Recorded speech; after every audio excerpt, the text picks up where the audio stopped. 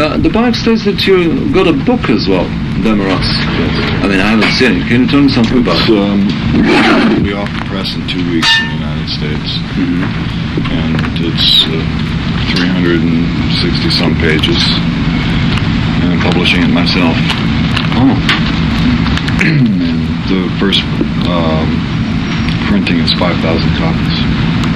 No, can you tell me something about it? What is it about? I mean, you cannot judge by the album, obviously. I mean, the story has to be more cohesive, if I may say.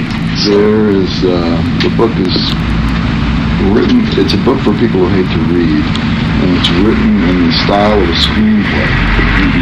So that each situation is described in terms of what a camera would see, what the physical action is, what the people say and what they do. And so it takes you very quickly through complicated situations where if you'd written it as a normal book, it would be like that. It's a fiction book and it's very funny. Has it got anything to do with the album? I mean, can the album be used as a soundtrack to it? Or? Well, the way it works is the book, you know what the unified field theory is? You know, Probably not. Well, in physics they have this thing that they've been looking for. It's the unified field theory that explains the interrelationship between how gravity works and atomic energy and all this stuff. You know, they're looking for one equation that explains it all and makes it work, because right now there's contradictions. And let's just say that the book is like a unified field theory that will hold together Billy the Mountain, Gregory Peccary, Joe's Garage, Demoras, Thin Fish, all these different stories that shows you how they work together to make one long, really complicated story. And the Demoras album is only one part of this major release that is coming out here at the English. This year, there are 3 other albums that are released at approximately the same time. The Boulez album, the Francesco album, and the Thin Fish album. And the book relates. The Boulez album is not related to it, but all the rest of the stuff is related. And so if you read the book and listen to those 3, plus knowing from the past Joe's Garage, Billy the Mountain, Gregory Peccary, then it would make an awful lot of sense to you.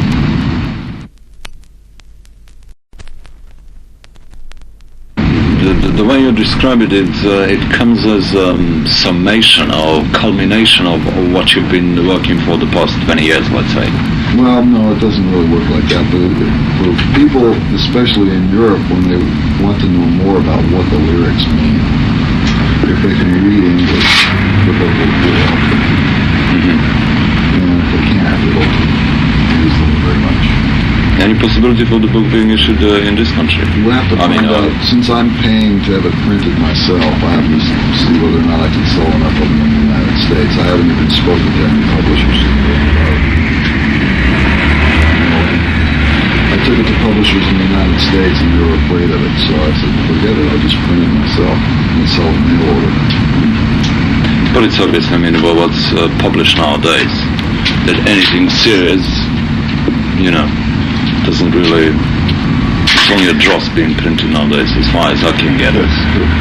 But when you talk to a U.S. publisher, they are more concerned that it look like a book.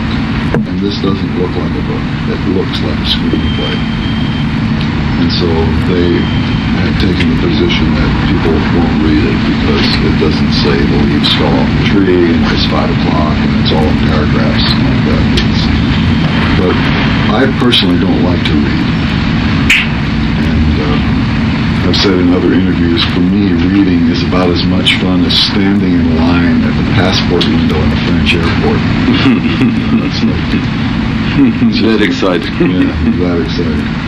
So it's designed basically for people who would enjoy the albums rather than for a literary audience.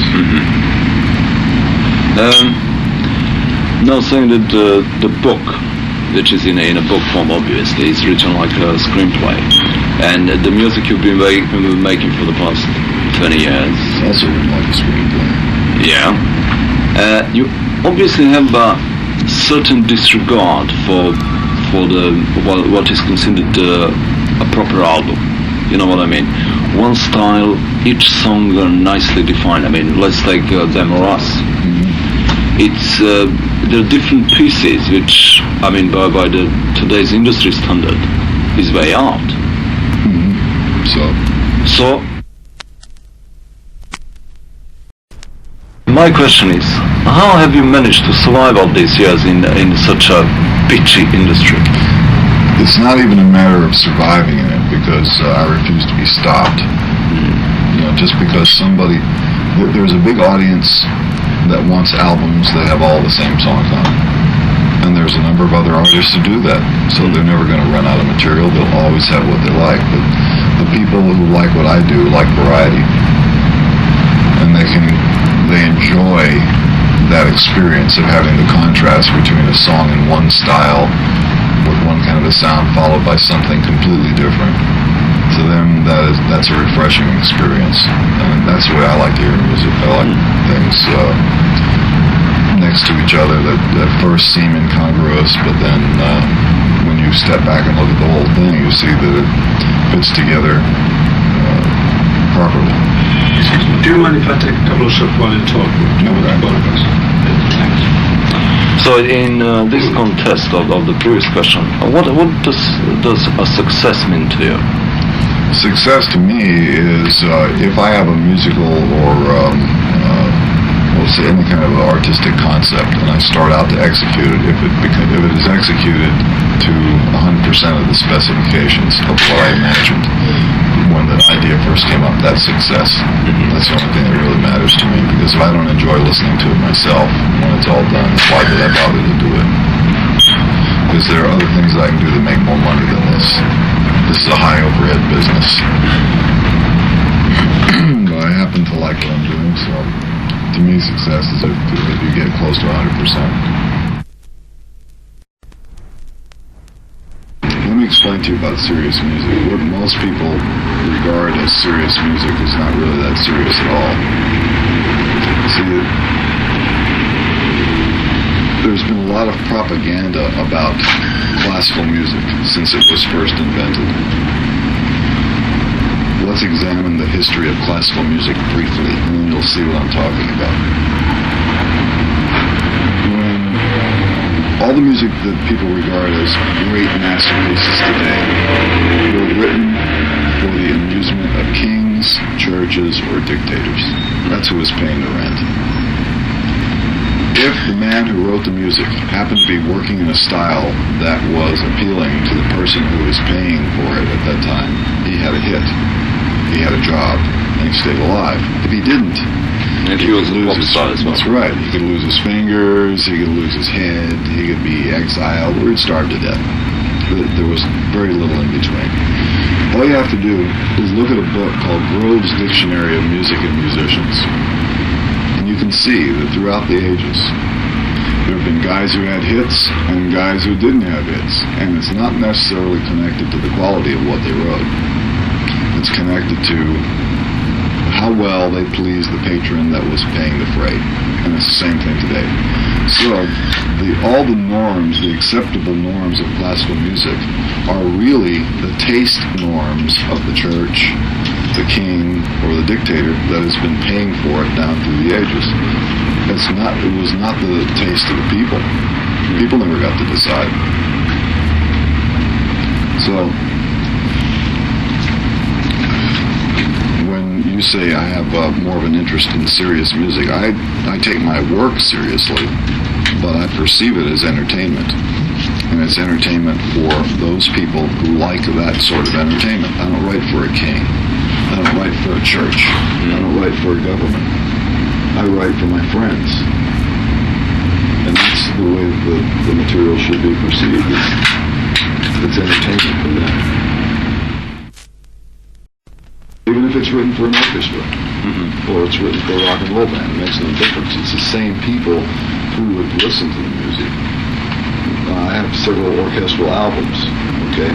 Those are not purchased by people who buy the Dvorak New World Symphony.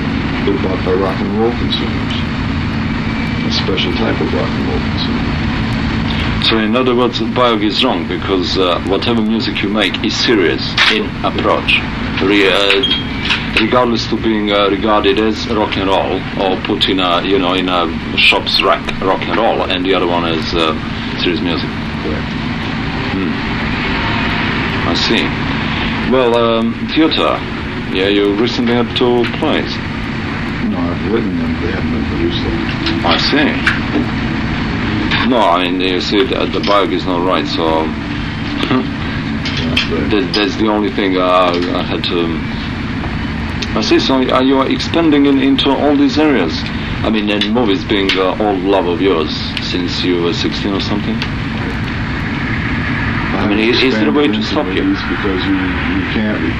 It's hard to expand into movies because it costs so much more money to make a movie than it does to make a record. And I'm self-financed. But if I'm not joking, you were the one of the first to have an independent label. That's true.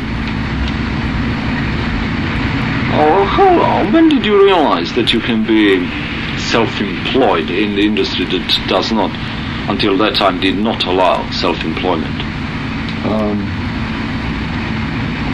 I realized at the point where that first independent label deal was a result of a lawsuit that was brought against MGM. They were happy to give me an independent deal because we had caught them doing something with the books that was not right. So they figured, this stuff will never sell. We'll be out of business in 15 minutes. Let them do it. But my arrangement is unique in not only the fact that I'm self-employed, but that I own all my masters. I own the rights to everything that I do. Most people who make records do not. And I fought for that. And I think that it was worth fighting for. And when did you get your first guitar? First guitar that I played on was my father's guitar. So what was actually the first guitar you owned? Was it after the movie, the Run Hold Slow? No, the first one that I owned, yes. Because prior to that time I rented the guitar. I rented a Telecaster from a music store in Ontario, California. But the first one that I was able to buy was the one after Run Hold Slow. It was a DS5 Gibson Switchmaster. And what is the one you use now? It's a customized Stratocaster. The one thing on this guitar that is Fender is the body. Everything else on it is custom. It's a custom neck, it has custom electronics, custom pickups. Do you use it? Floyd Rose tremolo. Do you use it in the studio as well as on the stage? I just started using this particular guitar in July. And usually when I go on tour, I take a number of guitars and change them during the show. I've always, like the 82 tour, I changed a lot. In this tour, I have to just play this one guitar. Right, and the other part of the same article has got to be your thoughts on some of your contemporaries and your people, if you don't mind. People like Chuck Berry? Chuck Berry? Well, I used to like Chuck Berry when I was in high school. Songs like Havana Moon and Wee Wee Hours, which were the flip sides of the hits that we had, the more bluesy things. And his main innovation, besides the duck walk choreography, was the multiple string guitar solos. The lines were harmonizing because you were playing on 2 strings at once.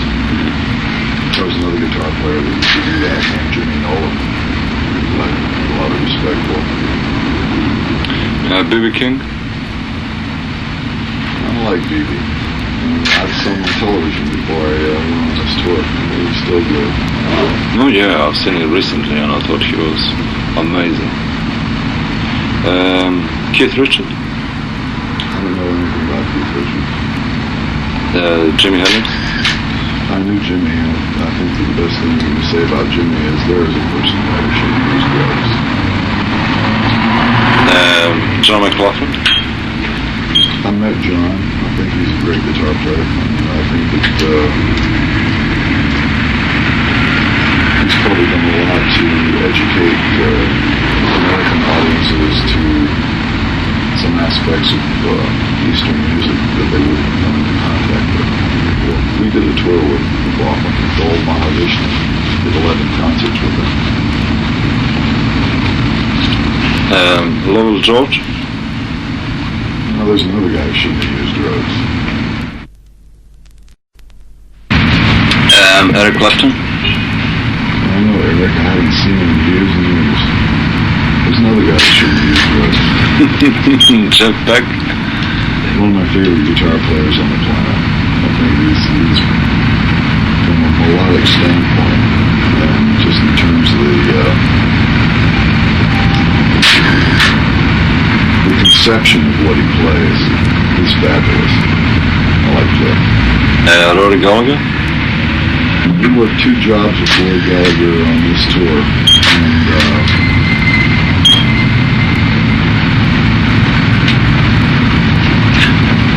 still playing the blues.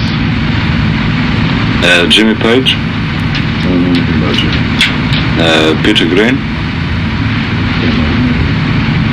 Jerry Garcia?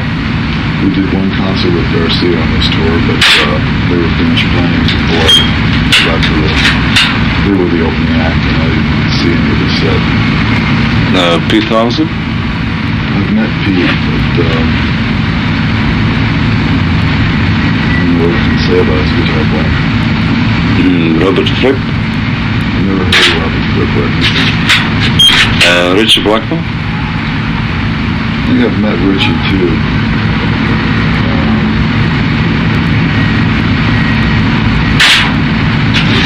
I'm not really familiar with the work of these people, because you have to understand I'm not a pop consumer. Listen to a lot of No, well, I was going to ask you the end of it. I mean, do you actually listen to the records at all? Well, what I do is I take cassettes with me on the road, because sometimes you sit in the hotel room, you just want to listen to something. Or the airport or something, yeah. But what I take is not rock and roll. I have Chopin, I have Purcell, I have Webern, I have Perez, I have Bulgarian music. I don't listen to rock and roll. No? Carlos Santana? We worked with Carlos Santana in Cologne in 1980 or 81, and it was a similar situation. We did 2 shows at the Sport Palace in Cologne. They opened the first show, we closed it. We opened the second show, and they closed it, so I never heard them play. So, as you said, you don't listen to the popular music, or at least don't expect that you know Eddie Van Halen. I do know Eddie. He comes over to the house because he hangs out with my son. Oh, I see. But do you know him as a guitar player? Oh, yeah. It's, he and my son play together, and it's fabulous. Presume you don't know The Edge from your tour. The Edge? Stuart Adamson from Big Country. What would be your thoughts on the original guitar player of the Mothers, i.e. yourself? Well, there's one other guy whose work I know that should be included in that list, who I respect, and that's Alan Goldsworth, because he's also from over the world. No, I was going to ask you who was your favorite guitar player. Well, my original favorite guitar player was Johnny Guitar Watson. Not from a technical standpoint, but from listening to what his notes meant in the context in which they were played. And also Guitar Slim, who was the first guitar player that I ever heard that had distortion, even during the 50s. In a strange way, I think I probably derived more of my style from his approach to the guitar, from the solos that I heard then. And so you still haven't told me your thoughts on yourself as a guitar player. Well, I do something really different on the guitar. I don't so much play the guitar as make up stuff. And I'm dealing with the notes that I play during a solo. I conceive it as a composition that's happening instantly at the time, but it's, you have 2 minutes to fill up or 9 minutes to fill up or whatever it is. This is, you have a piece of time which is anywhere from 2 to 9 minutes long, and you're going to decorate it with notes. You're going to make a composition in there. The quality of that composition is determined by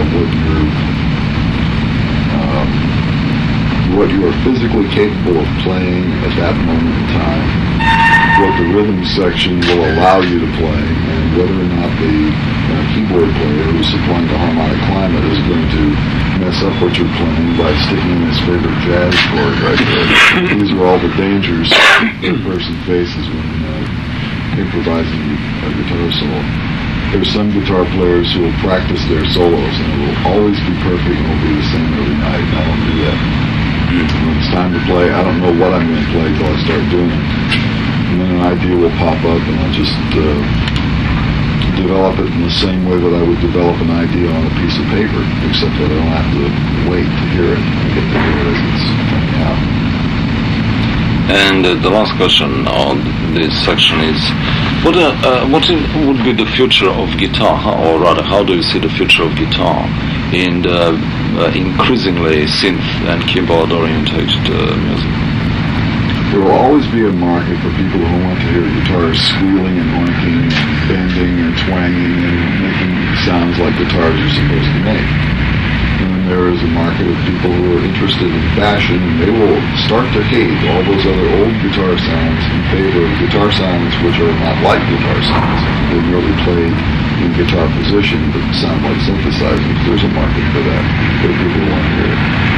But I don't believe that will be the ultimate future of the guitar.